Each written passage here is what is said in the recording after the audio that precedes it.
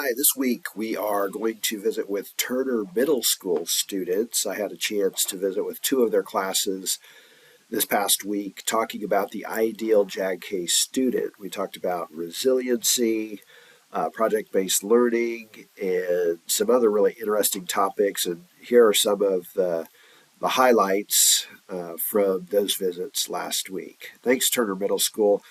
It's great to have you on Coffee with Chuck. This is the Turner Middle School third hour class, and you are working on a project. Someone tell me what the project is and how I can help. We wanted to ask you some questions so we can know a little bit more about resilience. Good morning. My name is Lennon, and here's my question for you. Why does JAG-K include resiliency as one of the three main aspects we learn about? Well, resiliency is important for life. There are going to be times when things aren't going your way. Maybe you've experienced that already. I know I certainly have numerous times in my life. I'm obviously much older than you. I'm 58, and there have been times that there were obstacles, and you can either at that point let the obstacle beat you, or you can figure out how to overcome the obstacle. And I think most successful people are those who are resilient and figure out how to overcome the obstacle. So that's a really important thing for our JAG-K students to learn, that things aren't going to be perfect all the time, and everybody has stuff, right? I mean, whether it's transportation issues, family issues, maybe, you've got a friend that's being mean to you or whatever. Everybody's got something to deal with, and how you deal with it in large part determines how successful you will be in life. So resiliency is a critical skill to have. Why is resiliency an important skill for students in today's world? It's part of what we do in JAG-K, and I think what you will find in JAG-K is that we're teaching you relevant skills to help you be successful in life. It's important to have that skill to be able to take on adversity, to overcome it. And sometimes, I referenced the stuff. Sometimes you can't get rid of the stuff in your life. You just have to work around it. So will always be times in your life, whether it's in middle school, it's after high school, when you're older, you're always going to have things that may create a barrier. And if you can learn early in life that it's not the barrier that defines you, but how you respond to the barrier that defines you, you're going to be successful. Good morning. My name is Ruth, and my question is: how has the JAG-K organization shown resiliency? Have they had to overcome struggles too? As an organization, there have been a couple of times when uh, the government has tried to cut our funding. And so at that point, we had to decide if we were just going to cut programs or we were going to fight and try to get that funding back. And because cutting programs means we won't be able to serve some of the students we're serving, we opted to fight back. And in both instances, we were able to get our funding restored. It wouldn't set a very good example for our students if we didn't face our stuff and try to overcome it. My name is Allison, and my question is about project-based learning. Do you enjoy project-based learning? Yes, I think it's fun, and maybe not all of them are fun activities, but it's fun in the sense that you get to work with your classmates, you get to solve a real world problem, and everyone contributes to the activity because everyone has strengths. Maybe someone's really good at organization, another person is really good at communication. So I think project-based learning helps prepare you for the future, because oftentimes in your jobs in the future, you're going to have to work with other people. So it's important to learn how to work well with others. But also, sometimes you discover that you have a skill you didn't know about until you actually have to use it in a PBL activity. Um, I have another question for you. And why do you think project-based learning helps more than worksheets? Well, I think it's not just worksheets. It's a teacher standing at the front of the room just talking at you. I think most people prefer to do things rather than hear things or sit down and regurgitate things on a piece of paper. A lot of people learn better by actually doing the activity. So I think project-based learning that's why we use project-based learning as our learning delivery system for our competencies, because a lot of people learn better that way. I know in college, I went to college and was an average student. I was one of those students who went to college just to get the piece of paper. I memorized the material I needed for the tests, but I didn't learn the material.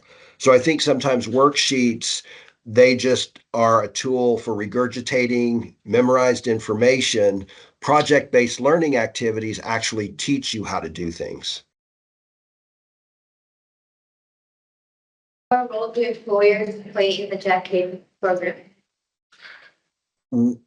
A very important role, because a large part of what we do is work-based learning, and maybe not as much at the middle school level as you will when you get to high school, and hopefully all of you will be in one of our Turner High School programs. Um, but employers are the ones that help with career exploration. Many of you may not know what careers are available to you. And so when we have guest speakers come in and talk about their career or their business, when you talk about a hospital, for instance, people know about doctors and nurses, but you don't think about all of the other jobs there are in a hospital. And so you might find that there's a really cool job there that you didn't know about, and that happened because an employer came in to visit. But then as you progress through the employer engagement, then you can actually do some job shadows and see a little bit more about those jobs. And you may decide that you don't want to do that job because you didn't know what it was about and you saw it, and now you want to cross it off your list.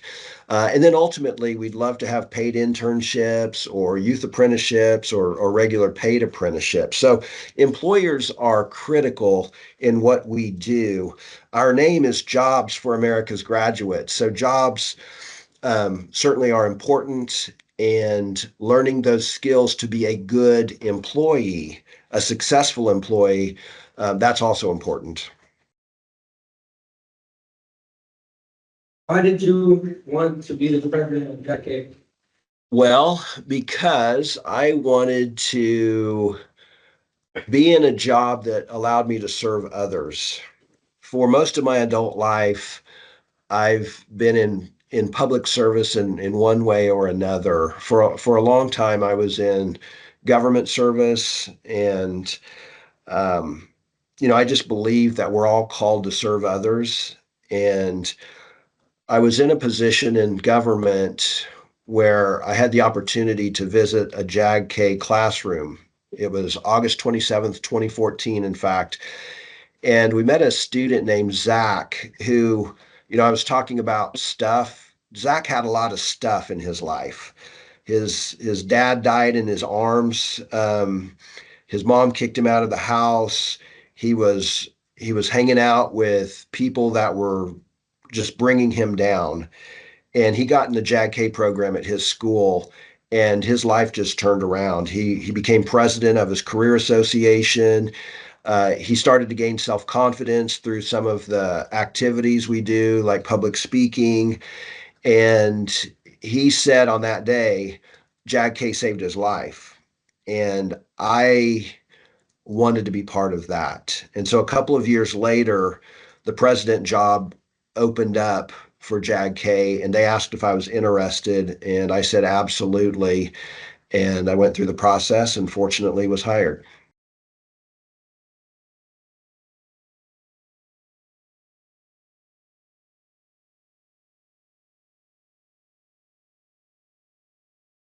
Right, so let's get started. What's a good way to start this today? All right, good afternoon, Mr. Knapp. What, do you want to hear a dad joke? Yes, How did the barber win the race? I don't know. Into a shortcut. Uh-huh. Did you spend a lot of time finding these jokes? No. That's funny. Okay. I've got a daughter who is a freshman in college, and she tells me some dad jokes occasionally. So I'm going to share that one with her next time I see her. So thank you. You're welcome. All right, so we are gonna we're gonna ask you a few questions. Can you share us an example of how JAG-K helps students develop resiliency? Well, I think even just in competing, I don't know. Are you all eighth graders? Yeah. So I don't know if as seventh graders you had a chance to compete in the career development conference or maybe just even in class doing public speaking. That's one of the greatest fears of most people is speaking in front of others. And so we try to get all of our students to do that.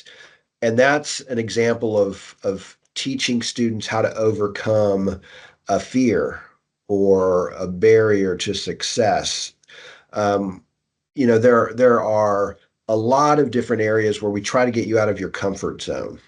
And it's not because we want you to be uncomfortable necessarily. We just want you to learn that you can do it if you try.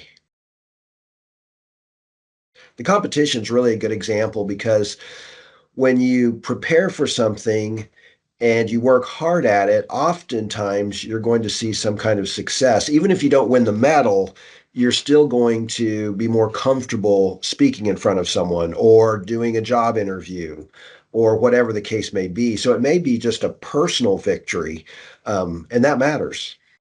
What is one of the most memorable projects you've seen? So we have a program in Greensburg, Kansas. You're all too young probably to remember in the 2000s, mid 2000s, I think, maybe it was 2007. Greensburg was basically wiped off the map by a huge tornado. So we have a program there in Kiowa County. It's called Kiowa County High School. And our students there actually are the directors of the local museum. That was a project-based learning project. So the high school students actually run that community's museum, and that's pretty cool. There's also been a number of community service projects that have been done through project-based learning to help people in maybe nursing homes or recognized veterans. So we've had a lot of really cool project-based learning activities over the years. This is part three, Okay. employer engagement. What role do employers play in the JAG-K program? Employers play a significant role in our JAG-K program.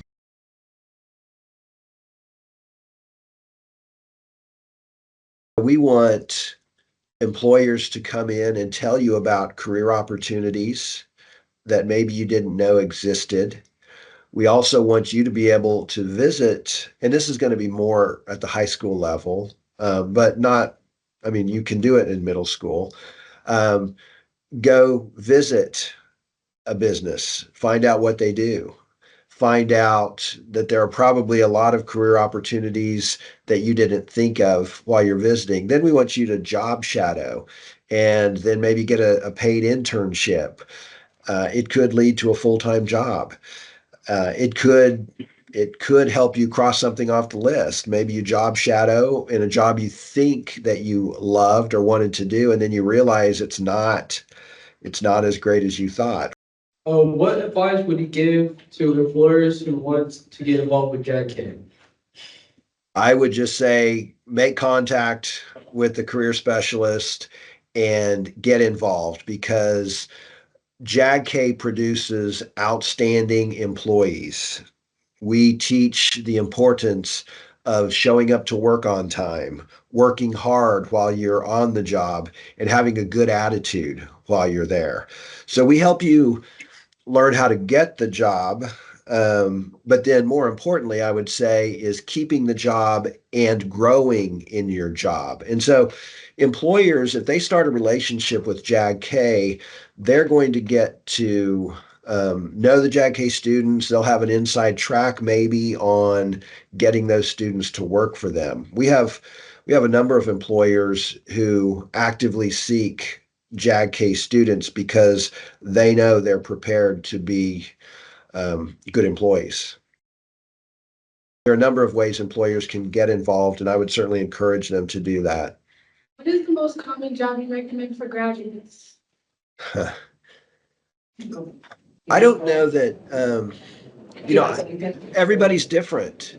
So I've had 23 jobs since my freshman year in college, which is a lot of jobs. Now, most of them were in the same area. I was involved in government and in public service. So most of them were in that. But I worked at Walt Disney World for a summer. I worked for a funeral home for a day. I was chief of staff to the lieutenant governor.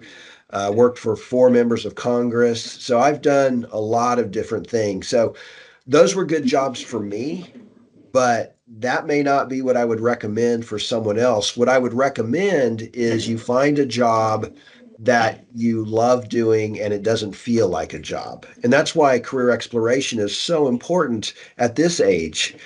Um, you know, just find out what's out there.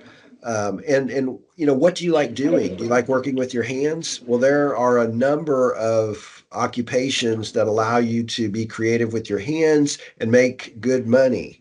Do you like serving people? Well, you can do that as a teacher, as a firefighter. I mean, there are a number of things you can do that. I would say more important than the job is your calling. What do you feel like you've been called to do? I personally feel like we're all called to serve our fellow man in some way. And so that's what I've tried to do with my life. But find something that won't feel like a job.